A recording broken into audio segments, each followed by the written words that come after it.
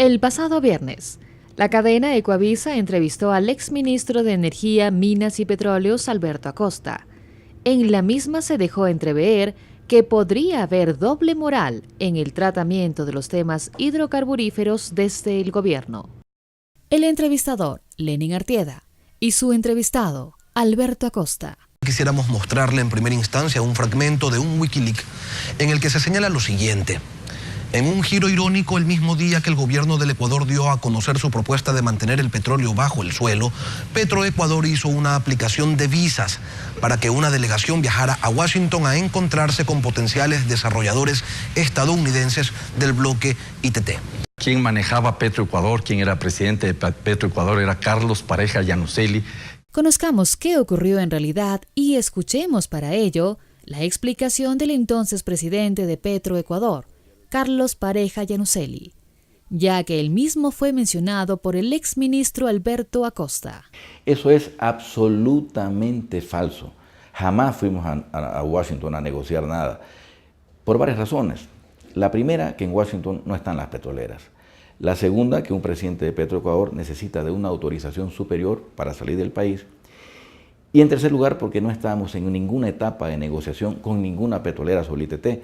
Todas eran alternativas que teníamos para primero encontrar la viabilidad técnica, viabilidad económica, viabilidad ambiental, viabilidad legal, para después entonces iniciar una negociación. Todavía no estábamos en la etapa de negociación. Sigamos la entrevista de Ecuavisa. Acosta, exministro de Energía, Minas y Petróleos. Recordemos que él, a espaldas ministro, en contra de la ley lo que establecía en esa época, incluso trató de negociar con un consorcio formado por chinos, brasileños y chilenos la entrega del campo ITT. Mucho antes de que nos hayamos ya estabilizado en el gobierno, él tenía ya el plan de explotación del ITT. Ahora escuchemos a Carlos Pareja Llanuselli, a esa fecha, presidente de Petroecuador. Absolutamente falso también. El presidente de Petroecuador no puede actuar por sí solo. Petroecuador se somete a las políticas que le impone el directorio y el ministro de Energía de aquel entonces, ahora se llama Ministerio de Recursos Naturales No Renovables, a las políticas que le impone el ministro como máxima autoridad del sector.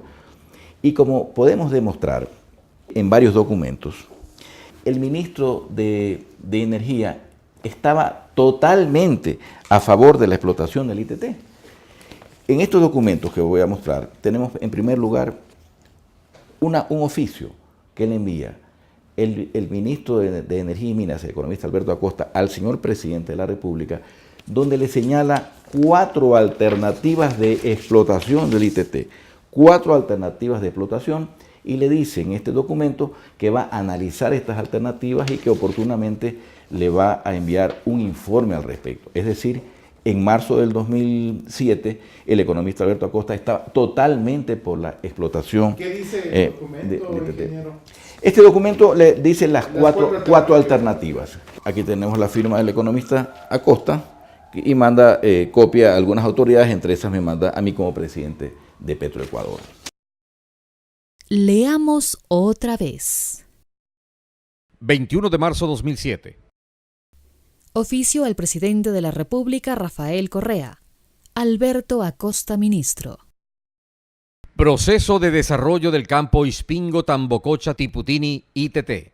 Tengo a bien comunicarle lo siguiente. La cartera de Estado a mi cargo asumirá la planificación y dirección de este proceso, en el que Petroecuador será el ejecutor bajo los lineamientos del Ministerio. 3. Para la ejecución misma del proyecto y bajo la premisa de que el Estado, a través de Petroecuador, es el propietario de las reservas, existen varias opciones que deben ser contempladas en el análisis. Participación de Sinopec, ENAP, Petrobras. Asociación con PDVSA. Petroecuador. La empresa petrolera desarrolla el campo ITT. Alianzas. Combinando las anteriores, inclusive se tiene propuestas de capital privado. 4 opciones propuestas por el ministro Alberto Acosta para explotar el Yasuní ITT. Marzo 2007. ¿Qué más se escuchó y se vio en Ecuavisa? Quedemos en una cosa muy clara para que la ciudadanía entienda. La iniciativa Yasuní-ITT de dejar el crudo en el subsuelo fue una opción que se construyó desde la sociedad civil y que fue asumida en el gobierno del presidente Correa. Ahora conozcamos cómo, dónde y sobre todo, quién presentó la propuesta de dejar el crudo bajo tierra. Hay un directorio que fue de Petroecuador que fue muy comentado, porque fue a las 6 de la mañana. El señor presidente llegó a estas instalaciones a las 5:30 de la mañana, oscuro todavía. 6 en punto inicia ese directorio, y en ese directorio el señor presidente, por primera vez un presidente de la República presidía un directorio de Petroecuador. Ese día el presidente propone a todo el directorio, a todos los asistentes, dejar el crudo en tierra. De manera que fue el señor presidente quien hace la propuesta. Vamos entonces a las actas de ese directorio. 30 de marzo 2007. Directorio de Petroecuador, Resolución 25. El Directorio de Petroecuador, en conocimiento del oficio número 157, PP 2007, del 29 de marzo del 2007, y luego de los análisis realizados en sesión por parte de los miembros del directorio sobre el campo Ispingo, Tiputini y Tambococha, ITT, contando con el beneplácito del presidente de la República, plantea: primero, aceptar la opción de dejar el crudo represado en tierra. 2.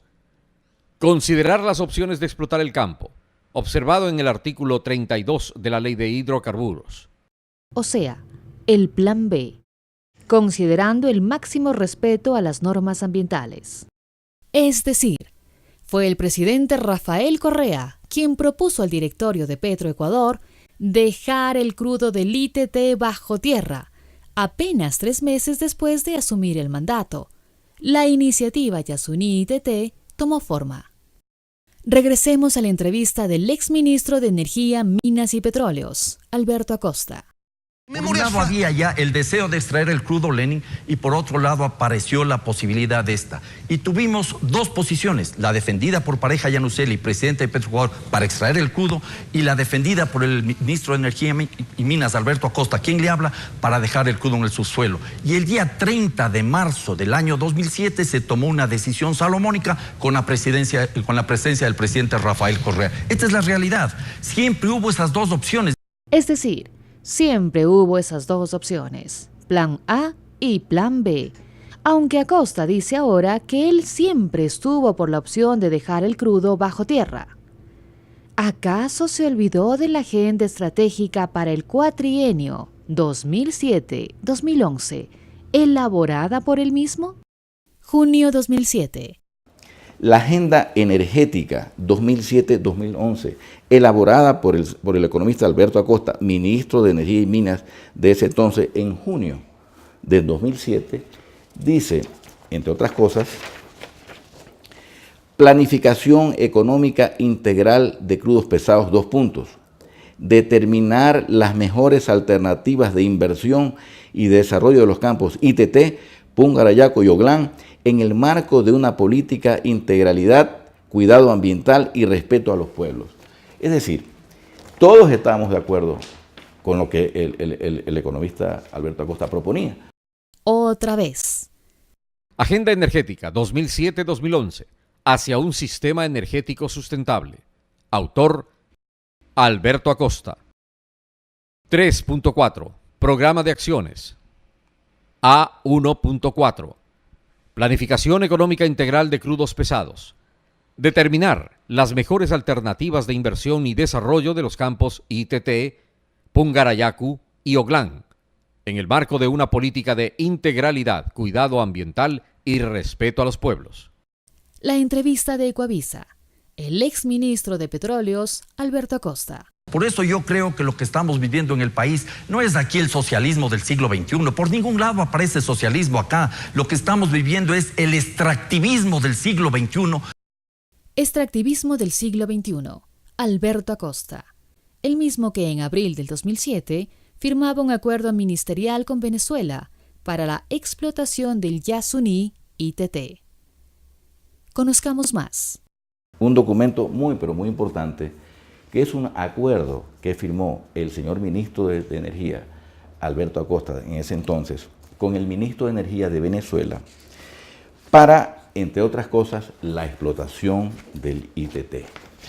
Está muy claro aquí cómo al firmar el economista Alberto Acosta este documento fija la política petrolera de ese entonces, y a Petroecuador no le tocaba más que seguir con la política que había fijado la máxima autoridad del sector, el ministro de Energía Alberto Acosta. ¿Qué dice el documento, ingeniero? El documento dice textualmente: proyecto integrado para la exploración y explotación de crudos pesados en el bloque ITT.